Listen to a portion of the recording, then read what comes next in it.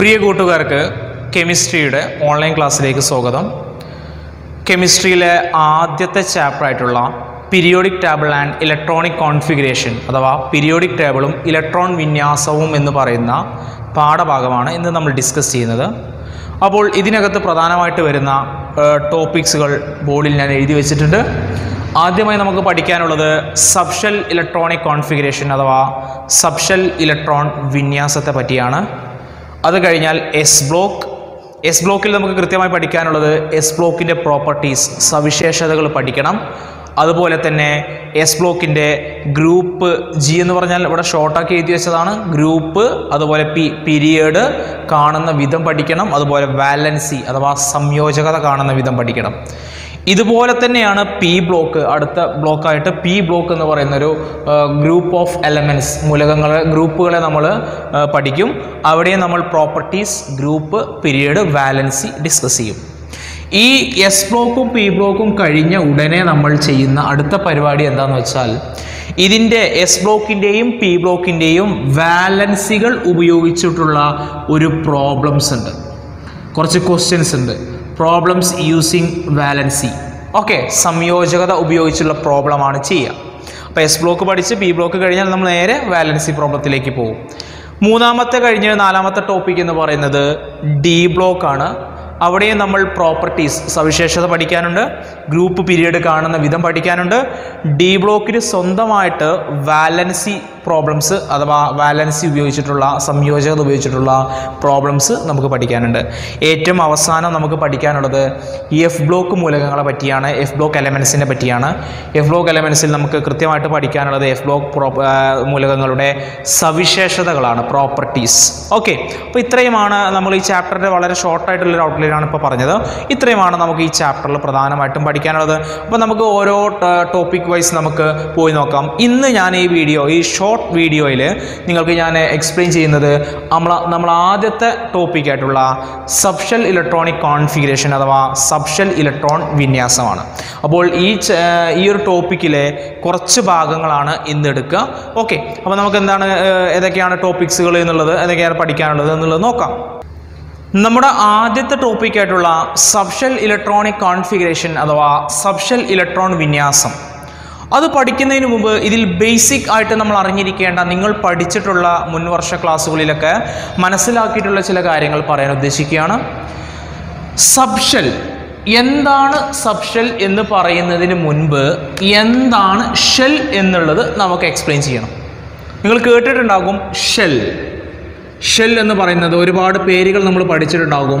KLMNO etcetera അങ്ങനെ പോകുന്നതാണ് ഷെല്ലുകൾ അല്ലേ. ഈ ഷെല്ലിനകത്ത് ആരെയാണ് നമ്മൾ കാണുക? ഇലക്ട്രോണുകളെയാണ് കാണുക. ഇലക്ട്രോണുകൾ അഥവാ നെഗറ്റീവ് ചാർജുള്ള ഇലക്ട്രോണുകളെയാണ് നമ്മൾ കാണുക. അപ്പോൾ ഇങ്ങനെ ഈ ഷെല്ലുമായി ബന്ധപ്പെട്ടുള്ള ഒരു മോഡൽ, ഈ ഷെല്ലിനെ കുറിച്ച് വിശദീകരിക്കുന്ന ഒരു ആറ്റത്തിൻ്റെ ഘടന, ഒരു ആറ്റോമിക് സ്ട്രക്ചർ നമ്മൾ പഠിച്ചിട്ടുണ്ട്. ഓർക്കുന്നുണ്ടോ ആ പേര്? അതിൻ്റെ പേരാണ് ബോർ മോഡൽ. ഇതൊക്കെ ബേസിക് ആയിട്ടുള്ള കാര്യങ്ങളാണ്. ഒരു ബുക്കും പേനയും എടുത്തിട്ട് ഇത് കൃത്യമായി നിങ്ങൾ നോട്ട് ചെയ്യണം. അപ്പോൾ നമ്മളിത് മുൻപ് പഠിച്ചതാണ്. ബോർ മോഡൽ മലയാളത്തിൽ എന്ത് പറയും? ബോർ മാതൃക എന്ന് പറയും. അപ്പോൾ എന്താണ് ബോർ മാതൃക എന്നുള്ളത് ജസ്റ്റ് ഒന്ന് ഞാൻ പെട്ടെന്ന് എക്സ്പ്ലെയിൻ ചെയ്യാം.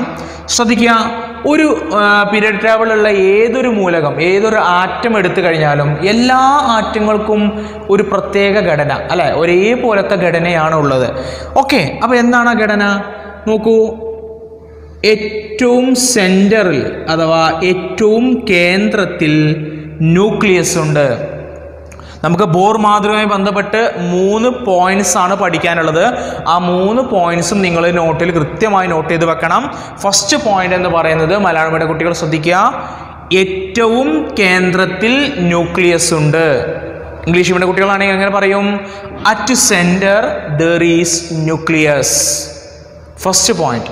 ഇനി രണ്ടാമത്തെ പോയിന്റ്, ന്യൂക്ലിയസിനുള്ളിൽ പോസിറ്റീവ് ചാർജുള്ള പ്രോട്ടോണും ചാർജ് ഇല്ലാത്ത ന്യൂട്രോണും ഉണ്ട്. നോട്ട് ചെയ്ത് വെക്കണം. ന്യൂക്ലിയസിനുള്ളിൽ പോസിറ്റീവ് ചാർജുള്ള പ്രോട്ടോണും ചാർജ് ഇല്ലാത്ത ന്യൂട്രോണും ഉണ്ട്. Inside this nucleus, English medium കുട്ടികൾ ശ്രദ്ധിക്കുക, നോട്ട് ചെയ്ത് വെക്കണം. Inside this nucleus positively charged proton and chargeless neutron is there. Okay, 2 point നമ്മൾ പഠിച്ചു. ഇനി അവസാനത്തെ പോയിന്റ് ശ്രദ്ധിക്കുക. ഈ ന്യൂക്ലിയസിന് ചുറ്റും, എങ്ങനെ ന്യൂക്ലിയസിന് ചുറ്റും, ഒന്നുകൂടെ പറഞ്ഞേ, ന്യൂക്ലിയസിന് ചുറ്റും പ്രത്യേക ഭ്രമണപഥത്തിൽ കൂടി നമ്മുടെ നെഗറ്റീവ് ചാർജുള്ള ഇലക്ട്രോണുകൾ സഞ്ചരിക്കുന്നുണ്ട്. എന്താ പറഞ്ഞത്? ന്യൂക്ലിയസിന് ചുറ്റും പ്രത്യേക ഭ്രമണപഥത്തിൽ കൂടി നെഗറ്റീവ് ചാർജുള്ള ഇലക്ട്രോണുകൾ സഞ്ചരിക്കുന്നു. Around this nucleus, electrons are revolving through a specific orbit. 3 point കിട്ടിയോ? ഈ 3 പോയിന്റ് എഴുതി വെക്കണം. ഈ ഓർബിറ്റിനെ പറയുന്ന ഒരു പേരുണ്ട്, അതാണ് എന്ത്? നമ്മുടെ ഷെൽ. ഈ ഭ്രമണപഥത്തിന് പറയുന്ന പേരാണ് ഷെൽ. കൃത്യമായിട്ട് മനസ്സിലായിട്ടുണ്ടാകും. അപ്പോൾ നമുക്ക് മനസ്സിലായി, ന്യൂക്ലിയസിൻ്റെ ഉള്ളിൽ പ്രോട്ടോണും ന്യൂട്രോണും ഉണ്ട്, ന്യൂക്ലിയസിന് ചുറ്റും ഇലക്ട്രോണുകളാണ് ഉള്ളത്. ഈ ഇലക്ട്രോണുകളെ ഓരോ ഓർബിറ്റിലും അഥവാ ഓരോ ഭ്രമണപഥത്തിലും, അല്ലെങ്കിൽ കൃത്യമായി പറഞ്ഞാൽ ഓരോ ഷെല്ലിലും ക്രമീകരിച്ചിരിക്കുകയാണ്. അല്ലേ? ആദ്യത്തെ ഷെല്ല് നോക്കൂ, കുറച്ച് വലുപ്പം കുറവാണ്, അതിനേക്കാൾ കുറച്ചും കൂടെ വട്ടം വലുതാണ്, കുറച്ചും കൂടെ വ്യാസം ഡയമീറ്റർ കൂടുതലാണ് ഈ ഒരു ഷെല്ലിന്, ഈ ഒരു സർക്കിളിന്, അല്ലേ? അത് കഴിഞ്ഞാൽ കുറച്ചുകൂടെ വലുതാണ്. സ്വാഭാവികമായിട്ടും ആദ്യത്തെ ഷെല്ലിലുള്ള ഇലക്ട്രോണിൻ്റെ എണ്ണമായിരിക്കുമോ രണ്ടാമത്തെ ഷെല്ലിലുണ്ടാവുക? അല്ല. അതായിരിക്കുമോ മൂന്നാമത്തെ ഷെല്ലിലുണ്ടാവുക? അല്ല. ഇങ്ങനെ ഇലക്ട്രോണുകളെ വിന്യസിച്ചിരിക്കുന്ന രീതിയാണ് നമ്മൾ 9ാം ക്ലാസ്സിൽ പഠിച്ച ഇലക്ട്രോൺ വിന്യാസം. എന്താണ്? ഇലക്ട്രോൺ വിന്യാസം അഥവാ ഇലക്ട്രോണിക് കോൺഫിഗറേഷൻ. നമ്മൾ ഈ ഷെല്ലിന് പേരുകളൊക്കെ കൊടുത്തിരുന്നു, ഓർക്കുന്നുണ്ടോ?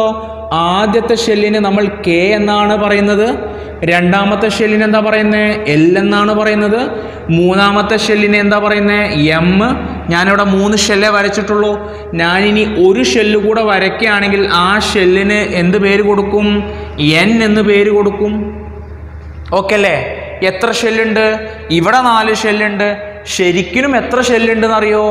7 ഷെല്ലുകൾ. എത്ര ഷെല്ലുകൾ? 7 ഷെല്ലുകളാണുള്ളത്. അപ്പോൾ ഇവിടെ ഞാൻ 4 വരച്ചിട്ടുള്ളൂ. അതെന്താണെന്നറിയോ?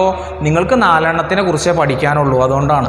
ഓക്കെ, അപ്പോൾ 4 കഴിഞ്ഞ് 5, 6, 7 ഷെല്ലുകളുണ്ട്. അത്ര വലിയ മൂലകങ്ങളെ പറ്റിയൊന്നും എലമെൻസിനെ പറ്റിയൊന്നും നമ്മൾ ഇപ്പോൾ പഠിക്കുന്നില്ല.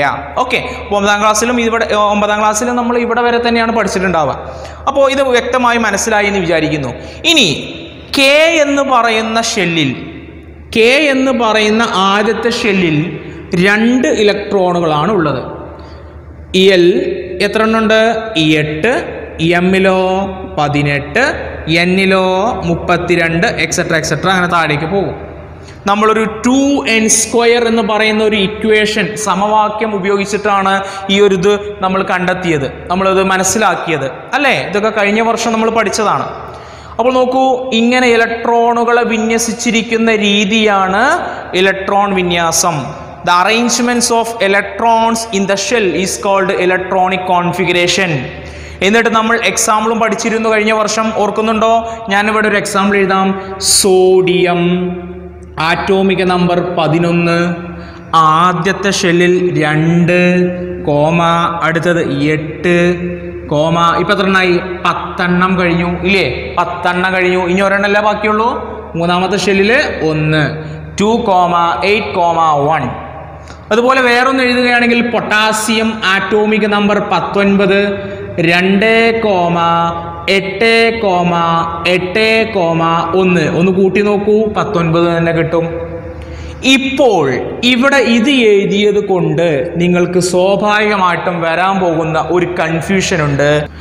ആദ്യത്തെ ഷെല്ലിൽ 2 അത് കറക്റ്റാണ്. അതുപോലെ തന്നെ അടുത്ത ഷെല്ലിൽ 8, അതും കറക്റ്റാണ്. മൂന്നാമത്തെ ഷെല്ലിൽ 8, ഇവിടെ മൂന്നാമത്തെ ഷെല്ലിൽ 18 കൊള്ളുമെന്ന് നമ്മൾ പഠിച്ചിട്ടുണ്ട്. പിന്നെ എന്തുകൊണ്ടാണ് ഇവിടെ 8 എന്ന് എഴുതിയത്? എന്തുകൊണ്ട് ഈ ഒരെണ്ണം ഇവിടെ ചേർത്ത് 9 എന്ന് എഴുതിക്കൂടാ? കാരണം മൂന്നാമത്തെ ഷെല്ലിൽ 18 എണ്ണം വരെ ഉൾക്കൊള്ളാൻ സാധിക്കുമെന്നല്ലേ നമ്മൾ പഠിച്ചത്. അപ്പോൾ എന്തുകൊണ്ട് അത് ഇവിടെ 9 എഴുതിക്കൂടാ എന്നൊരു സംശയം സ്വാഭാവികമായിട്ടും ഉണ്ടാകും. ഇതിനുള്ള മറുപടിയാണ് നമ്മൾ ഈ ചാപ്റ്ററിൻ്റെ തുടക്കത്തിൽ തന്നെ പഠിക്കുന്നത്. അപ്പോൾ അതിൻ്റെ തുടക്കം എന്നോണം, അതിൻ്റെ സ്റ്റാർട്ടിങ് എന്നോണം ഞാൻ എന്തുകൊണ്ടാണ് ഇത് ഇങ്ങനെ സംഭവിക്കുന്നത് എന്നുള്ള ഒരു സൂചന ഞാൻ നിങ്ങൾക്ക് ഇപ്പോൾ തരാൻ പോവാണ്. ഇത് നിങ്ങൾ മുൻപ് പഠിച്ച കൺസെപ്റ്റ് തന്നെയാണ്. ശ്രദ്ധിക്കുക, നമ്മളിവിടെ ന്യൂക്ലിയസ് എന്താണെന്നും ഷെല്ല് എന്താണെന്നും ഷെല്ലുകൾ എത്ര എണ്ണം ഉണ്ട് എന്നും ഏതൊക്കെയാണ് അവരുടെ പേരുകളെന്നും ഒക്കെ നമ്മൾ മനസ്സിലാക്കി. ശരിയല്ലേ? ഇനി നോക്കിക്കോളൂ, ഈ ന്യൂക്ലിയസിൽ നിന്ന് ആദ്യം ഉള്ള ഷെല്ല് ഏതാണ്? കെ ആണ്. ഈ കെയുടെ ഊർജം വളരെ കുറവാണ്. ആ ഷെല്ലിൻ്റെ ഊർജം, എനർജി വളരെ കുറവാണ്. എല് കെനേക്കാൾ ഊർജം കൂടുതലാണ്, എം അതിനേക്കാൾ ഊർജം കൂടുതലാണ്, എനർജി കൂടുതലാണ്. അപ്പോൾ എൻ എന്തായിരിക്കും? സ്വാഭാവികമായിട്ടും എമ്മിനേക്കാൾ ഊർജം കൂടുതലാണ്. എന്താ നമുക്ക് ഇതിൽ നിന്ന് മനസ്സിലായത്? ഇതാണ് കൺസെപ്റ്റ്. ഒരു നോട്ട് ചെയ്ത് വെച്ചോളൂ. ന്യൂക്ലിയസിൽ നിന്നും, ശ്രദ്ധിക്കണം, ന്യൂക്ലിയസിൽ നിന്നും അകലും തോറും ഷെല്ലിൻ്റെ ഊർജം കൂടി വരുന്നു. എന്താ പറഞ്ഞേ? ന്യൂക്ലിയസിൽ നിന്നും അകലും തോറും ഷെല്ലിൻ്റെ ഊർജം കൂടി വരുന്നു. When the distance from the nucleus increases, energy of the shell also increases. എന്താ പറഞ്ഞേ? When the distance from the nucleus increases, energy of the shell also increases. അപ്പോൾ നോക്കൂ, കെനേക്കാൾ എനർജി, ഊർജം കൂടുതൽ അല്ലേ? അതിനേക്കാൾ അങ്ങനെ കൂടി പോകൂലേ? അപ്പോൾ സ്വാഭാവികമായിട്ടും ഇതിൽ ഉൾക്കൊണ്ടിട്ടുള്ള ഇലക്ട്രോണുകൾക്കും അതുപോലെ തന്നെ ആയിരിക്കണ്ടേ? വേണ്ടേ? നോക്കൂ, ഇവിടെ ഈ 2 ഇലക്ട്രോണുകൾ ഈ ഷെല്ലിലാണുള്ളത്. ഈ 2 ഇലക്ട്രോണുകളെക്കാൾ ഊർജം കൂടിയവയായിരിക്കും ഈ 8 ഇലക്ട്രോണുകൾ. അങ്ങനെയല്ലേ വരാൻ പാടുള്ളൂ? ശരിയാണ്. ഇനി ഈ 8 എണ്ണത്തേക്കാൾ ഊർജം കൂടിയതാണ് അടുത്ത 8 എണ്ണം. അതിനേക്കാൾ ഊർജം കൂടുതലാണ് അടുത്ത ഈ ഒരു ഇലക്ട്രോണിന്. അപ്പോൾ നമ്മളിവിടെ 9 എന്ന് എഴുതാത്തതിൻ്റെ കാരണം എന്താണെന്ന് മനസ്സിലായോ? ഇവിടെ 9 എന്ന് എഴുതിയാൽ അക്കൂട്ടത്തിൽ 8 എണ്ണം ഒഴിച്ച് ബാക്കി ഏതോ ഒരു ഇലക്ട്രോണിന് കുറച്ചുകൂടെ ഊർജം കൂടുതലാ, എനർജി കൂടുതലാ. അപ്പോൾ സ്വാഭാവികമായിട്ടും നമ്മൾ അടുത്ത ഷെല്ലിൽ കൊണ്ടേ ഇരുത്തണ്ടേ? അടുത്ത ലെവലിലേക്ക് കൊണ്ടേ ഇരുത്തണ്ടേ? വേണം. അപ്പോൾ ഇതെങ്ങനെയാണ് നമുക്ക് മനസ്സിലാകുക? എപ്പോഴാണ് ഇതിങ്ങനെ സംഭവിക്കുക? ഈ 8 ഉള്ളത് 1 ആയി, ഇനി ഇവിടെ 2 ആയി, പിന്നെ എപ്പോഴെങ്കിലും ഇവിടെ ഈ 8 ഉള്ള സ്ഥാനത്ത് ഇനി ഇതുപോലെ, കാരണം നമ്മൾ മൂന്നാമത്തെ ഷെല്ലിൽ 18 എണ്ണം ഉൾക്കൊള്ളാൻ സാധിക്കുന്നു പഠിച്ചിട്ടുണ്ട്. ഇത് എപ്പോഴെങ്കിലും 18 ആവുമോ എന്നുള്ള സംശയങ്ങളൊക്കെ നിങ്ങൾക്കുണ്ടാകും. ഒന്നുകൊണ്ടും പേടിക്കണ്ട. ഈ ചാപ്റ്റർ നമ്മൾക്ക് ഡിസ്കസ് ചെയ്ത് ഇങ്ങനെ പോകുമ്പോൾ ഇതിനുള്ള സംശയങ്ങൾക്കുള്ള ഉത്തരങ്ങളൊക്കെ റെഡിയാവും. ഓക്കെ, അപ്പോൾ നമുക്ക് ഈ ഷെൽ എന്താ, അതിൻ്റെ ബേസ് എന്താന്നുള്ളത് മനസ്സിലാക്കി ഒന്നുകൂടെ ഞാൻ കൺക്ലൂഡ് ചെയ്യാണ്. ഷെൽ എന്ന് പറഞ്ഞാൽ അറിയാലോ, ബോർ മാതൃക ഞാൻ വീണ്ടും എക്സ്പ്ലെയിൻ ചെയ്യുന്നില്ല. ഷെല്ലുകൾ എത്ര എണ്ണമുണ്ട്? 7 എണ്ണം. ഏതൊക്കെയാണ്? KLMNOPQ. നമുക്ക് എത്ര എണ്ണം പഠിക്കാനുണ്ട്? 4 എണ്ണം. ഏതൊക്കെയാണ്? KLMN ക്യാപിറ്റൽ ലെറ്റർ ആണ്. ഇംഗ്ലീഷ് അക്ഷരമാലയിലെ വലിയ അക്ഷരം ക്യാപിറ്റൽ ലെറ്ററിലാണ് എഴുതുക. Okay, KLMN. ആദ്യത്തെ ഷെല്ലിൽ എത്ര ഇലക്ട്രോൺ? കെയിൽ എത്ര ഇലക്ട്രോൺ? 2. അടുത്തത് 8, പിന്നെ 18, പിന്നെ 32. ഓക്കെ, ഇത്രയും നിങ്ങൾ മനസ്സിലാക്കി എന്ന് ഞാൻ പ്രതീക്ഷിക്കുന്നു, വിശ്വസിക്കുന്നു. ഓക്കെ, ഇനി നമ്മൾ ഈ പാഠഭാഗത്തിലേക്ക് പ്രവേശിക്കുകയാണ്. ഇതിൽ നമ്മൾ ആദ്യം പഠിക്കാൻ പോകുന്ന പോയിന്റ് എന്ന് പറയുന്നത് വാട്ട് ഈസ് സബ് ഷെൽ, എന്താണ് സബ് ഷെൽ എന്നാണ്. അപ്പോൾ ഷെല്ലുകൾ എന്താണെന്നുള്ളത് നമ്മൾ കൃത്യമായിട്ട് മനസ്സിലാക്കി. ഞാൻ ഇതിൻ്റെ സ്ട്രക്ചർ ഒന്നും കൂടെ വരയ്ക്കുകയാണ്. നമുക്കറിയാം, സെൻറ്ററിൽ ആരുണ്ട്? ന്യൂക്ലിയസ് എന്ന് പറയുന്ന ആളുണ്ട്. അതിനകത്ത് പ്രോട്ടോണും ന്യൂട്രോണും ഉണ്ട്.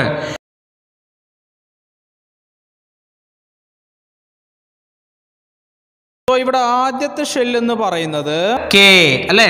അടുത്ത ഷെല്ലിന് എന്താ പറഞ്ഞത്? എൽ. പിന്നെയോ എം. അടുത്തത് അവസാനം നമ്മൾ പഠിച്ചത് എൻ. ഇനിയുണ്ട് OPQ എന്നൊക്കെ പറഞ്ഞിട്ട് 7 ഷെല്ലുകൾ ബാക്കിയുണ്ട്. ഇനി ശ്രദ്ധിക്കുക, ഇനിയാണ് നമ്മുടെ പോയിന്റ് തുടങ്ങുന്നത്. Sub shell. സബ് എന്ന് പറഞ്ഞാൽ ഒരാൾക്ക് കീഴിൽ വരുന്നത് എന്നാണ് അർത്ഥം. നമുക്കറിയാലോ, സബായിട്ട് വരിക.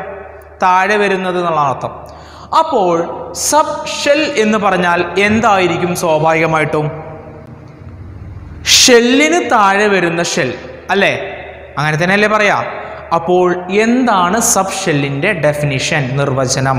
ശ്രദ്ധിക്കുക. നമ്മുടെ ഈ ഷെല്ലുകളില്ലേ, ഈ ഷെല്ലിന്റെ ഉള്ളിൽ വീണ്ടും ഷെല്ലുകളുണ്ട്. എങ്ങനെ? ഷെല്ലിന് ഉള്ളിൽ വീണ്ടും ഷെല്ലുകളുണ്ട്. കെ എന്ന് പറയുന്ന ഷെല്ലിനുള്ളിൽ വേറെയും ഷെല്ലുണ്ട്, എല്ലിനുള്ളിൽ വേറെ ഷെല്ലുണ്ട്, എമ്മിൻ്റെ ഉള്ളിലും വേറെയും ഷെല്ലുകളുണ്ട്, എന്നിൻ്റെ ഉള്ളിൽ പിന്നെയും ചെറിയ ചെറിയ വേറെയും ഷെല്ലുകളുണ്ട്. അപ്പോൾ എന്താ സബ് ഷെൽ എന്ന് പറഞ്ഞാൽ? ഷെല്ലിന് ഉള്ളിലുള്ള ഷെല്ലാണ് സബ് ഷെൽ. എന്താ പറഞ്ഞേ? ഷെല്ലിന് ഉള്ളിലുള്ള ഷെല്ലാണ് sub shell. What is sub shell? Shells inside a shell. ഷെല്ലുകൾ നിങ്ങൾക്കറിയാം, KLMNOPQ നിങ്ങൾക്കറിയാം. Shell inside a shell is called sub shell. Sub ഷെല്ലിന്റെ ഡെഫിനിഷൻ കൃത്യമായി മനസ്സിലായി എന്ന് വിചാരിക്കുന്നു. ഇനി നോക്കുക, എത്ര തരത്തിലുള്ള സബ് ഷെല്ലുകളുണ്ട്? How many types of sub shells? Answer is 4. എന്താണ്? 4 തരത്തിലുള്ള സബ് ഷെല്ലുകളാണുള്ളത്. ഏതൊക്കെയാണത്? S, P, D, F. ഏതൊക്കെയാണ്? S, P, D, F. ചെറിയ അക്ഷരമാലാക്രമത്തിൽ ചെറിയ അക്ഷരമാണ് നമ്മൾ ഉപയോഗിക്കുക. ശ്രദ്ധിക്കണം, വലിയ അക്ഷരമല്ല, ചെറിയ അക്ഷരമാണ്. ഏതൊക്കെയാണ്? S, P, D, F. ഷെല്ലുകൾ എത്ര ഉണ്ട്? 7 ഏതൊക്കെയാണ്? KLMNOPQ. നമ്മൾ എത്ര പഠിക്കുന്നുണ്ട്? 4. ഏതൊക്കെയാണ്? KLMN. സബ് ഷെൽ എന്ന് പറഞ്ഞാൽ എന്താണ്? What is sub shell? Shell inside a shell. ഷെല്ലിനുള്ളിലുള്ള ഷെല്ലാണ് സബ് ഷെൽ. അത് എത്ര ഉണ്ട്? 4 ഉണ്ട്. ഏതൊക്കെയാണ്? S, P, D, F. Okay, ഇനി ശ്രദ്ധിക്കുക മക്കൾ, ശ്രദ്ധിച്ചോളൂ. ഒന്നാമത്തെ ഷെല്ലിന്റെ ഉള്ളിൽ ഒരൊറ്റ സബ് ഷെല്ലേ ഉള്ളൂ. എത്ര സബ് ഷെല്ല്? ഒരൊറ്റ സബ് ഷെല്ല്. ഏതാണെന്നറിയോ? അതിൻ്റെ പേരാണ് എസ്. രണ്ടാമത്തെ ഷെല്ലിന്റെ ഉള്ളിൽ 2 സബ് ഷെല്ലുണ്ട്. ഏതൊക്കെയാണ്? എസ്, അതുപോലെ പി. അപ്പൊ പിന്നെ സ്വാഭാവികമായിട്ടും മൂന്നാമത്തെ ഷെല്ലിന്റെ ഉള്ളിൽ എത്ര സബ് ഷെൽ ഉണ്ടാകും? 3. ഏതൊക്കെയായിരിക്കും? എസ് ഉണ്ടാകും, പി ഉണ്ടാകും, അതുപോലെ തന്നെ നമ്മുടെ ഡി ഉണ്ടാകും. ഇനി നിങ്ങൾക്ക് പറയാൻ സാധിക്കുമോ നാലാമത്തെ ഷെല്ലിന്റെ ഉള്ളിൽ എത്ര സബ് ഷെൽ ഉണ്ടാകും? 4. ഏതൊക്കെയാണ്? എസ്, പി, അതുപോലെ തന്നെ ഡി, പിന്നെ ഒരാളും കൂടെ ഉണ്ട്. ആരാണ്? എഫ്. കിട്ടിയോ? അപ്പോൾ ഇനി എൻ്റെ ചോദ്യം ഇതാണ്, അഞ്ചാമത്തെ ഷെല്ല് ഞാനിവിടെ വരച്ചിട്ടില്ല, അഞ്ചാമത്തെ ഷെല്ലിന്റെ ഉള്ളിൽ എത്ര സബ് ഷെൽ ഉണ്ടാകും? 5 അല്ലേ? ഒരിക്കലുമല്ല, 5 അല്ല, 4 തന്നെയാണ്. കാരണം നമ്മുടെ കയ്യിൽ ആകെ 4 സബ് ഷെല്ലുകളേ ഉള്ളൂ. ആദ്യത്തേതിൽ എസ്, രണ്ടാമത്തേൽ എസ് പി, മൂന്നാമത്തേൽ എസ് പി ഡി, നാലാമത്തേൽ എസ് പി ഡി എഫ്. 5ലോ അതിലും എസ് പി ഡി എഫ്, 6ലോ അതിലും എസ് പി ഡി എഫ്, 7ലോ അതിലും എസ് പി ഡി എഫ്. മനസ്സിലായോ? അപ്പോൾ നാലാമത്തെ ഷെല്ല് തൊട്ട് പിന്നെ അങ്ങോട്ട് എല്ലാവരും എസ് പി ഡി എഫ് ആണ്. ഇനി 6ലും 7ലൊക്കെ എസ് പി ഡി എഫ്. അത്രയും വലിയ മൂലകങ്ങളെ പറ്റിയൊന്നും നമുക്ക് പഠിക്കാനില്ല, ഞാൻ ജസ്റ്റ് സൂചിപ്പിച്ചു എന്ന് മാത്രം. ഓക്കെ, അപ്പോൾ ക്ലിയർ ആയോ? 1ൽ ആരുണ്ട്? ഒന്നാമത്തെ ഷെല്ലിന്റെ പേരറിയാം, കെ. 1ൽ ആരുണ്ട്? എസ് മാത്രം. 2ലോ എസും പിയും, 3ലോ എസും പിയും ഡിയും, 4ലോ എസും പിയും ഡിയും എഫും, 5ലോ S P D F 6, S P D F 7, S P D F. ഇത് ക്ലിയറായി വ്യക്തമായി മനസ്സിലായിട്ടുണ്ടെന്ന് വിചാരിക്കുന്നു. അപ്പം നമുക്ക് ഈ ഒരു സംഗതി, ഇത് ഞാൻ ഈ ചിത്രം നിങ്ങൾ കൃത്യമായിട്ട് മനസ്സിലാക്കുക. ഈ ഒരു പറഞ്ഞിരിക്കുന്ന ഈ ഒരു ഐഡിയ ഞാനൊരു ബോക്സിലേക്ക്, ഒരു ബോക്സ് വരച്ച് അതിനകത്തേക്ക് എഴുതാൻ പോവുകയാണ്. എൻ്റെ മക്കൾ ശ്രദ്ധിക്കുക. ബോർഡിൽ നിങ്ങൾക്ക് കൃത്യമായി കാണാം, ഒരു ബോക്സ് ഞാൻ വരച്ചിട്ടുണ്ട്, ഒരു ടേബിളാക്കി തിരിച്ചിട്ടുണ്ട്. അപ്പോൾ നമ്മൾ ഈ ബോക്സിൽ പഠിക്കുന്ന, ഇത് ടാബ്ലേറ്റ് ചെയ്ത് പഠിക്കുന്ന കാര്യങ്ങൾ കൃത്യമായിട്ട് നിങ്ങൾ മനസ്സിലാക്കണം. കാരണം ഇത് നമ്മുടെ ഈ ഒരു ചാപ്റ്ററിൻ്റെ ബേസാണ്. Base നന്നായാലേ chapter നന്നാവുള്ളൂ. ഈ ചാപ്റ്റർ വളരെ സിമ്പിൾ ചാപ്റ്ററാണ്. അത് മനസ്സിലായി കൃത്യമായി മുന്നോട്ട് പോകണം എന്നുണ്ടെങ്കിൽ ഈ ഒരു ബേസിക് സ്ട്രക്ചർ നിങ്ങൾ മനസ്സിലാക്കണം. ഈ ടേബിൾ പറ്റുമെങ്കിൽ നിങ്ങൾ നോട്ട്ബുക്കിലേക്ക് പകർത്തി എഴുതി അത് കൃത്യമായിട്ട് എഴുതി വീണ്ടും വീണ്ടും പറ്റുമെങ്കിൽ ഒരു 2 3 പ്രാവശ്യം നിങ്ങൾ ഒരു റഫ് പേജ് എടുത്തിട്ട് എഴുതി നോക്കണം. ഓക്കെ, അപ്പോൾ എന്താണ് കാര്യങ്ങൾ നമുക്ക് നോക്കാം. ഷെൽ നമ്പർ നമുക്കറിയാം, നമ്മൾ 4 ഷെല്ല് വരെ പഠിക്കുന്നുള്ളൂ. അപ്പോൾ നമുക്ക് 4 നമ്പർ മതി. Shell number 1, shell number 2, shell number 3, shell number 4. 4 ഷെല്ലുണ്ട്. നെയിം, ഷെല്ലിൻ്റെ പേര് ഓർക്കുന്നുണ്ടോ? KLMN. ഇതുവരെ ക്ലിയർ അല്ലേ? ഇനി നോക്കുക, നമ്പർ ഓഫ് ഇലക്ട്രോൺസ്, ഇലക്ട്രോണിൻ്റെ എണ്ണം എത്രയാണ്? K എന്ന് പറയുന്ന ഷെല്ലിൽ 2, L 8, M 18, N 32. നിങ്ങൾക്കറിയാം ഇത് ഏത് ഇക്വേഷൻ വെച്ചിട്ടാണ് നമ്മൾ കാണല്? 2n² എന്ന് പറയുന്ന ഒരു ഇക്വേഷൻ, സമവാക്യം ഉപയോഗിച്ചിട്ട്. ഇതുവരെ നിങ്ങൾ മുൻപ് പഠിച്ചതാണ്. ഇനി ഈ 4ാമത്തെ ബോക്സിൽ ഞാൻ പറയാൻ പോകുന്ന കാര്യമാണ് നിങ്ങൾ ഇന്ന് തൊട്ട് മുൻപ് പഠിച്ചത്. എന്താണ്? 1ാമത്തെ ഷെല്ലിൽ ഏത് സബ് ഷെല്ലാണുള്ളത്? എസ്, ചെറക്ഷരത്തിലുള്ള എസ്, മറക്കരുത്, വലിയ അക്ഷരം എഴുതരുത്. 2ാമത്തേൽ ആരൊക്കെയുണ്ട്? S, P. 3ാമത്തെ ഷെല്ലിലോ എസ്, പി, ഡി. 4ാമത്തേൽ ആരൊക്കെയുണ്ട്? S, P, D, F. 5ഉം 6ഉം 7ഉം ഇനി പറയേണ്ട ആവശ്യമില്ലല്ലോ. അതിലൊക്കെ SPDF ആണുള്ളത്. അതിൽ പക്ഷേ 32 ഇലക്ട്രോണുകൾ, അതുപോലെ 50 ഇലക്ട്രോണ്, അതുപോലെ തന്നെ അതിന് അപ്പുറത്തേക്കുള്ള ഇലക്ട്രോണുകളൊന്നും ഉൾക്കൊള്ളില്ല. കാരണം എന്താ അറിയോ? നമുക്കാകെ 100 ചില്ലാനം മൂലകങ്ങളെ പഠിക്കാനുള്ളൂ, എലമെൻറ്റ്സ് പഠിക്കാനുള്ളൂ. ഇതൊക്കെ എത്തുമ്പോഴേക്കും ഏകദേശം ഇത് അവസാനിക്കും. ഓക്കെ, അപ്പോൾ നമുക്കതൊക്കെ നമുക്കിനി മുന്നോട്ട് പോകുമ്പോൾ നമുക്ക് കൃത്യമായിട്ട് മനസ്സിലാകും. അപ്പോൾ അതേക്കുറിച്ച് നിങ്ങൾ ഓർത്ത് ടെൻഷൻ ആവണ്ട. അപ്പോൾ ഇത് നിങ്ങൾക്ക് കൃത്യമായി മനസ്സിലായി എന്ന് വിചാരിക്കുന്നത്. നിങ്ങൾ ഈ പറയുന്ന കാര്യങ്ങളൊന്ന് കൃത്യമായി മനസ്സിലാക്കിയാൽ മതി. ഓക്കെ, ഇനി ശ്രദ്ധിക്കുക. ഇനിയാണ് ശ്രദ്ധിക്കാൻ പോകുന്നത്, വളരെ ഇമ്പോർട്ടൻ്റ് ആണ്. ഇതാണ്, ഈ ഒരു ഭാഗമാണ് ഞാൻ ഈ ഒരു ഭാഗം നേരത്തെ എക്സ്പ്ലെയിൻ ചെയ്തു. ഈ ഒരു ഭാഗമാണ് ഞാൻ ഇപ്പോൾ പറയാൻ പോകുന്നത്. ശ്രദ്ധിച്ചോളൂ. ഇതിൽ 2 ഇലക്ട്രോൺ ആണ് ഉള്ളത്. ഏതില്? 1ാമത്തെ ഷെല്ലിൽ. അതിലാകെ എസ് മാത്രമല്ലേ ഉള്ളൂ. അങ്ങനെയാണെങ്കിൽ ആ എസ്സിൽ 2 ഇലക്ട്രോൺ ഉണ്ടാവില്ലേ? അപ്പോൾ എസ്സിൽ എത്ര ഇലക്ട്രോൺ കൊള്ളും? 2 ഇലക്ട്രോൺ. ഞാൻ ബോർഡിൽ എഴുതി വെക്കാം, വേറെ സെപ്പറേറ്റ്. എസ്സിൽ എത്ര ഇലക്ട്രോൺ കൊള്ളും? 2 ഇലക്ട്രോൺ. എസ്സിന് മുകളിലാണ് എഴുതി വെക്കുക, ചെറിയ 2 ആക്കിയിട്ട് ഇങ്ങനെ എഴുതി വെക്കുക. ഓക്കെ, ഇനി അടുത്ത് നോക്കാം. അടുത്ത ഷെല്ലിൽ 8 ഇലക്ട്രോൺ ആണുള്ളത്. ഇവിടെ എസ്സും ഉണ്ട്, പി ഉണ്ട്. നമുക്കറിയാം എസ്സിൽ 2 ഇലക്ട്രോൺ ആണ് കൊള്ളുക എന്ന് നമുക്ക് നേരത്തെ മനസ്സിലാക്കിയിട്ടുണ്ട്, ഇല്ലേ? അങ്ങനെയാണെങ്കിൽ പിയിൽ എത്ര ഇലക്ട്രോൺ ആയിരിക്കും? കാരണം ഇവിടെ ആകെ 8 ഇലക്ട്രോൺ അല്ലേ ഉള്ളത്. എസ്സിൽ 2 എണ്ണം കൊണ്ടുപോയി. നമ്മൾ ആ ഷെല്ലിനെ പകുതിയാക്കി മാറ്റിയപ്പോൾ എസ്സിൽ 2 ഉൾക്കൊള്ളിച്ചു, ബാക്കിയുള്ളത് പിയിലായിരിക്കും. അപ്പോൾ എത്ര ഇലക്ട്രോൺ ആണ് പിയിൽ ഉണ്ടാവുക? 6 ഇലക്ട്രോൺ. കൂട്ടി നോക്കിയാൽ മതി. 2 + 6 8 ആണ് കിട്ടുക. ശരിയല്ലേ? എന്നാൽ അങ്ങനെയെങ്കിൽ 3ാമത്തെ നമുക്ക് പറഞ്ഞു നോക്കാം. എസ്സിൽ 2, പിയിൽ 6, ഡിയിൽ എത്രയെന്ന് പറയാൻ പറ്റുമോ? ഇതിൽ 18 ഇലക്ട്രോൺ ആണ്. 2 + 6 8 എണ്ണം ആര് കൊണ്ടുപോയി? എസും പിയും കൊണ്ടുപോയി. ഇനി ബാക്കിയുള്ളത് എത്രയാണ്? 10 ഇലക്ട്രോൺ. അപ്പോൾ ഡിയിൽ എത്ര ഇലക്ട്രോൺ ആണ്? 10, D10. ഓക്കെ, ഇനി ശ്രദ്ധിക്കുക. അടുത്ത് നോക്കിക്കോളൂ. 32 ഇലക്ട്രോൺ SPDF. എസ്സിൽ 2, പിയിൽ 6, ഡിയിൽ 10. ടോട്ടൽ 18 ഇലക്ട്രോൺ ആയി. ഇനി ഒരാളും കൂടെ ഉണ്ട്, എഫ്. ബാക്കിയുള്ള 18 കഴിഞ്ഞ് 32ലേക്ക് ബാക്കിയുള്ളത് അതിലല്ലേ കൊള്ളുക? എഫിൽ 14. ഓക്കെ അല്ലേ? അപ്പോൾ ഞാനതവിടെ കൃത്യമായിട്ട് എടുത്തെഴുതാം. ശ്രദ്ധിച്ചോളൂ. S2, പിയിൽ എത്രണ്ണാണ്? 6 എണ്ണം. P6, D10, F14. ഓക്കെ അല്ലേ? അപ്പോൾ എസ്സിൽ എത്ര ഇലക്ട്രോൺ കൊള്ളും? 2, P6, D10, F14. SPDF 2, 6, 10, 14. ഓരോന്നേക്കും 4 വെച്ച് കൂടാണ്. ആദ്യത്തെ 2 + 4 6 + 4 10 + 4 14. ശ്രദ്ധിച്ചോ. SPDF 2, 6, 10, 14. അപ്പോൾ സബ്ഷെല്ലിൽ ഉൾക്കൊള്ളാവുന്ന പരമാവധി ഇലക്ട്രോണിൻ്റെ എണ്ണം നമ്മൾ മനസ്സിലാക്കി. എസിൽ 1 പറ്റും, എസിൽ 2 പറ്റും, പക്ഷേ S3 പറ്റൂല. എസിൽ മാക്സിമം കൊള്ളുന്നതാണ് 2 എണ്ണം. ഓക്കെ അല്ലേ? അതുപോലെ P ഒന്ന് പറഞ്ഞു നോക്കൂ. P1 പറ്റും, P2 പറ്റും, P3, P4, P5, P6 വരെ പറ്റും. P7 പറ്റുമോ?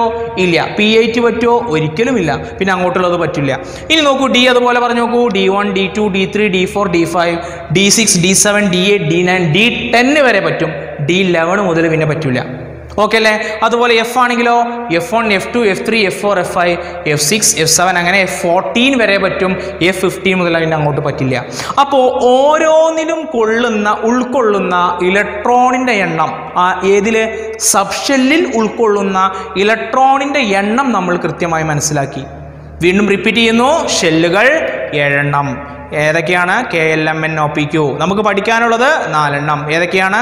KLMN. ഓരോ ഷെല്ലിലും ഉൾക്കൊള്ളുന്ന ഇലക്ട്രോണിൻ്റെ എണ്ണം പറയാൻ പറ്റുമോ? പറ്റും. ഏതൊക്കെയാണ്? 2, 8, 18, 32. എത്ര സബ് ഷെല്ലുകളുണ്ട്? 4 എണ്ണം. ഏതൊക്കെയാണ്? SPDF. 1-ൽ S മാത്രം, 2-ലോ SP, 3-ലോ SPDF, SPD, 4-ലോ SPDF. ഇനി ഓരോന്നിലും ഉൾക്കൊള്ളുന്ന ഓരോ സബ് ഷെല്ലിലുള്ള ഇലക്ട്രോൺ എണ്ണം എന്ന് പറഞ്ഞു നോക്കൂ. എങ്ങനെയാണ്? S-ൽ 2, P-ൽ 6, D-ൽ 10, F-ൽ 14. ഓക്കെ അല്ലേ? ഇത്രയാണ് നിങ്ങളിതിൻ്റെ ബേസ്. ഇനി ഇതിൻ്റെ തുടർച്ചയായിട്ട് ഞാൻ നിങ്ങൾക്ക് ഒരു പ്രോബ്ലം നിങ്ങൾക്ക് ഇതിൽ വർക്കൗട്ട് ചെയ്യാൻ പോവാണ്. അതോടുകൂടി നമ്മൾ ഈ ഫസ്റ്റ് പാർട്ടിൽ ഈ പറയുന്ന ബേസിക്കുള്ള ഈ വീഡിയോ നമ്മൾ അവസാനിപ്പിക്കും. ഓക്കെ, അപ്പോൾ നമുക്ക് എന്താണ് പ്രോബ്ലം വർക്കൗട്ട് ചെയ്യാനുള്ള ഒരു പ്രോബ്ലം ഞാൻ ചെയ്യും. ഒരു 3 പ്രോബ്ലംസ് ഞാൻ നിങ്ങൾക്ക് വർക്കൗട്ട് ചെയ്യാൻ വേണ്ടി തരും. ഓക്കെ, അപ്പോൾ നോക്കാം എന്താണ് നമുക്ക് ചെയ്യാനുള്ള ബേസിക്കുള്ള പ്രോബ്ലം എന്താണെന്ന് നോക്കാം. എല്ലാ എക്സാമിനും ക്വാർട്ടർലി എക്സാമിനും പ്രത്യേകിച്ച് ചോദിക്കുന്ന ഒരു ചോദ്യമാണ്. 1 മാർക്കിനോ 2 മാർക്കിനൊക്കെ ചോദിക്കാൻ സാധ്യതയുള്ള ചോദ്യമാണ് നമ്മളിപ്പോൾ ചെയ്യാൻ പോകുന്നത്. ഓക്കെ, അപ്പോൾ ഇതുമായി ബന്ധപ്പെട്ട ഒരു ക്വസ്റ്റ്യൻ നമുക്ക് ചെയ്യാം. ആ ക്വസ്റ്റ്യൻ ചെയ്യുന്നതിന് മുമ്പ് നിങ്ങൾ അറിഞ്ഞിരിക്കേണ്ട ഒരു കാര്യം ഞാൻ ഇതിനകത്ത് എക്സ്പ്ലെയിൻ ചെയ്യാൻ ഉദ്ദേശിക്കുകയാണ്. ഇപ്പോൾ നമ്മൾ പറഞ്ഞ കാര്യങ്ങളെല്ലാം കൂടെ നമ്മൾ ചേർത്ത് വെച്ചിട്ട് ഇതുമായി ബന്ധപ്പെട്ട കാര്യങ്ങൾ ഒന്നുകൂടെ വ്യക്തമാക്കിയിട്ടൊന്ന് മനസ്സിലാക്കാൻ പോവുകയാണ്. ശ്രദ്ധിച്ചോളൂ. ഒന്നാമത്തെ ഷെല്ലിൽ S ഉണ്ട്. അതിൽ പരമാവധി എത്ര ഇലക്ട്രോൺ? 2 ഇലക്ട്രോൺ. ഇതെന്താ വായിക്കാന്നറിയോ? ഇത് നിങ്ങൾ കൃത്യമായി മനസ്സിലാക്കണം. ഇതെങ്ങനെ റീഡ് ചെയ്യുക? 1s2. എന്താ വായിക്കുക? 1s2. ഇനി ശ്രദ്ധിച്ചോളൂ. ഒന്നാമത്തെ ഷെല്ലിന് ഞാൻ ആരെങ്കിലും ഉണ്ടോ? ഇല്ല. ഇപ്പോൾ ഞാൻ ഇവിടെ കാണിച്ചിരിക്കുന്ന ഈ ഒരു സാധനമാണ് ഷെൽ നമ്പർ. എന്താണ്? Shell number. ഇതെന്താണ്? സബ് ഷെല്ലിൻ്റെ പേര്. സബ് ഷെല്ലിൻ്റെ പേര്. അതുപോലെ ഇവിടെ കാണിച്ചിരിക്കുന്ന എന്താണ്? ഇലക്ട്രോൺ എണ്ണം അഥവാ നമ്പർ ഓഫ് ഇലക്ട്രോൺസ്. ഇത് മനസ്സിലായിട്ടുണ്ടോ? അപ്പോൾ എന്താ അത് റീഡ് ചെയ്യുക? How you will read this? 1s2. അതുപോലെ ഇതൊക്കെ ഒന്ന് വായിച്ചു നോക്കൂ. ഞാൻ എഴുതുന്ന സാധനങ്ങളൊന്ന് വായിച്ചു നോക്കൂ. 2p3, 3s1, 4d7. ഓക്കെ, വായിക്കാൻ പറ്റുന്നുണ്ടോ? ഓക്കെ, ശരി. ഇനി നോക്കുക. ഇനി നമുക്കൊന്ന് എഴുതി നോക്കാം. ശ്രദ്ധിച്ചോളൂ മക്കളെ. ഒന്നാമത്തെ ഷെല്ലിൽ S മാത്രം, അതിൽ 2 ഇലക്ട്രോൺ. ശരിയല്ലേ? 2 ഇലക്ട്രോൺ എന്ന് പറഞ്ഞാൽ 1s1 എന്ന് എഴുതിയാലും ശരിയാണ്, 1s2 എന്ന് എഴുതിയാലും ശരിയാണ്. നമ്മളതിൽ മാക്സിമം കൊള്ളണത് എഴുതി വെക്കും. നമ്മൾ പഠിക്കാൻ വേണ്ടിയിട്ടാണ്. ഓക്കെ, ഇലക്ട്രോൺ വിന്യാസം, സബ്ഷെൽ ഇലക്ട്രോൺ വിന്യാസം നമ്മൾ പഠിക്കുമ്പോൾ അപ്പോൾ അതുമായി ബന്ധപ്പെട്ടുള്ള കാര്യം ഞാൻ പറയാം. ഇപ്പോൾ നിങ്ങളിത് ജസ്റ്റ് വായിച്ച് നോക്കുക. എങ്ങനെയാണ്? 1s2. കറക്റ്റ് അല്ലേ? 1-ൽ ഇനി ആരെങ്കിലും ഉണ്ടോ? 1-ൽ S മാത്രമേ ഉള്ളൂ. വേറെ ആരെങ്കിലും ഉണ്ടോ? ഇല്ല. ഇനി അടുത്ത് നോക്കിക്കോളൂ. 2s2p അല്ലേ? 2-ൽ S ഉണ്ട്, 2-ൽ P ഉണ്ട്. ഇനി 2-ൽ D ഉണ്ടോ? ഇല്ല. അപ്പോൾ ഇനി അടുത്ത് നോക്കാം. 3-ൽ S ഉണ്ട്, 3-ൽ P ഉണ്ട്, 3-ൽ D ഉണ്ട്. ശരിയല്ലേ? ആണ്. 3-ൽ F ഉണ്ടോ? ഇല്ല. അപ്പോൾ ഇനി അടുത്ത ഷെല്ല് നോക്കാം. 4-ൽ S, 4-ൽ P, 4-ൽ D, 4-ൽ F. ഇനി അതുപോലെ തന്നെ 5s, 5p, 5d അങ്ങനെ പോകും. അപ്പോൾ നമുക്ക് തൽക്കാലം ഇതുവരെ മതി. നമ്മൾ ഇതിൻ്റെ ബേസ് മുതൽ മനസ്സിലാക്കി വരികയാണല്ലോ. അപ്പോൾ തുടക്കം ഇത് മതി. 1-ൽ S ഉണ്ട്, അവിടെ കഴിഞ്ഞു. 2s ഉണ്ട്, 2p ഉണ്ട്. രണ്ടാമത്തെ ഷെല്ലിൽ ഇത് 2 പേരേ ഉള്ളൂ, അത് കഴിഞ്ഞു. അടുത്തത് 3s ഉണ്ട്, 3p ഉണ്ട്, 3d ഉണ്ട്, അത് കഴിഞ്ഞു. കാരണം 3-ൽ F ഇല്ലല്ലോ. ഇനി അടുത്ത നോക്കുക. 4s, 4p, 4d, 4f. ഇത് മനസ്സിലായിട്ടുണ്ടോ? ഇനി നമുക്ക് അതിൻ്റെ മുകളിൽ എന്ത് ചെയ്യാം? നമുക്ക് ഓരോന്നിലും കൊള്ളുന്ന പരമാവധി കൊള്ളുന്ന ഇലക്ട്രോണിൻ്റെ എണ്ണം കൂടി എഴുതി വെക്കാം. ഇതിൽ 2, പിയിൽ എത്ര എണ്ണമായിരുന്നു? 6, എസിൽ 2, പിയിൽ 6, ഡിയിൽ 10, എസിൽ 2, പിയിൽ 6, ഡിയിൽ 10, എഫിലോ 14. ഇതൊന്നും നമുക്ക് വായിച്ചു നോക്കല്ലേ? ഈ ഓർഡർ നമുക്ക് വായിച്ചു നോക്കാം. ശ്രദ്ധിച്ചോളൂ. 1s2, 2s2, 2p6, 3s2, 3p6, 3d10, 4s2, 4p6, 4d10, 4f14. വായിക്കാൻ പറ്റുന്നുണ്ടോ? ഓക്കെ. അപ്പോൾ ഇത് നിങ്ങൾ ഇതിൻ്റെ ബേസിക് സ്ട്രക്ചറായിട്ട് ഇത് നിങ്ങളൊന്ന് മനസ്സിലാക്കി വെക്കുക. ഇത് എഴുതുന്ന വിധവും എഴുതുന്ന ഐഡിയവും നമുക്ക് അടുത്ത ക്ലാസ്സിൽ ഡിസ്കസ് ചെയ്യാം. ഇപ്പം നിങ്ങൾക്ക് ഇനി ഒരു ക്വസ്റ്റ്യൻ ഞാൻ തന്നിട്ടുണ്ട്, അതൊന്ന് നമുക്ക് ചെക്ക് ചെയ്ത് നോക്കാം, നമുക്ക് ആൻസർ നോക്കാം. ഇതുപോലത്തെ ക്വസ്റ്റ്യൻസ് നിങ്ങൾക്ക് പ്രതീക്ഷിക്കാവുന്നതാണ്. ഓക്കെ, ശ്രദ്ധിച്ചോളൂ. താഴെ തന്നിരിക്കുന്നവയിൽ തെറ്റായ സബ്ഷെൽ ഇലക്ട്രോൺ വിന്യാസം കണ്ടെത്തുക. Find out the wrong subshell electronic configuration from the following. എന്നിട്ട് നോക്കുക, നമുക്ക് ഓരോന്നും തന്നിട്ടുണ്ട്, നിരനിരയായിട്ട് തന്നിട്ടുണ്ട്. ഇത്രയൊന്നും തരത്തില്ല, ഞാൻ നിങ്ങൾക്ക് മനസ്സിലാക്കാൻ വേണ്ടി കുറച്ചധികം തന്നതാണ്. ഇനി ശ്രദ്ധിച്ചോളൂ, നമുക്ക് ഓരോന്നും നോക്കാം. തെറ്റുള്ളത് ഞാൻ എന്ത് ചെയ്യും? വട്ടട്ട് വെക്കും. ഓക്കെ, എങ്ങനെ? തെറ്റുള്ളത് ഞാനൊന്ന് വട്ടട്ട് വെക്കും. ശ്രദ്ധിച്ചോളൂ കേട്ടോ. നമ്മൾ ഓരോന്നും ഒരു തുടക്കം മുതൽ നോക്കുകയാണ്. 2ൽ എസ് ഉണ്ട്, ഉണ്ടോ? ഉണ്ടല്ലോ, ഉണ്ട്. എസിൽ 2 എണ്ണം ഉൾക്കൊള്ളും.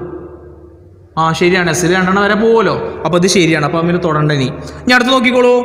3ൽ എസ് ഉണ്ട്. 3ൽ എസ് ഉണ്ടോ? 3ൽ എസ് ഉണ്ട്. എസിൽ 1 ശരിയാണ്, കാരണം എസിൽ 2 വരെ മാക്സിമം പോകും. അപ്പോൾ S1 എഴുതിയാൽ കുഴപ്പമില്ല. ഓക്കെ അല്ലേ? ഇനി അടുത്ത ശ്രദ്ധിക്കുക. 2ൽ പി. 2ൽ പി ഉണ്ട്, ശരിയാ. പിയിൽ 7 എണ്ണം. പിയിൽ 7 എണ്ണം കൊള്ളുമോ? ഇല്ല. പിയിൽ എത്ര എണ്ണം പോകുള്ളൂ? 6 എണ്ണേ പോകുള്ളൂ. അപ്പോൾ ഇവിടെ ഒരു പ്രശ്നം വന്നുകൊള്ളൂ. അപ്പോൾ ഇതാണ് ഒരു തെറ്റുള്ളത്. ഓക്കെ അല്ലേ? ഇനി അടുത്ത് നോക്കിക്കോളൂ. 3ൽ എഫ്. 3ൽ എഫ് ഉണ്ടോ മക്കളെ? അപ്പോൾ അവിടെ തന്നെ തെറ്റി. എഫിൽ 9 എണ്ണം, അത് ഓക്കെയാണ്. എഫിൽ 9 എണ്ണം ഓക്കെയാണ്, കാരണം എഫിൽ 14 വരെ പോകും.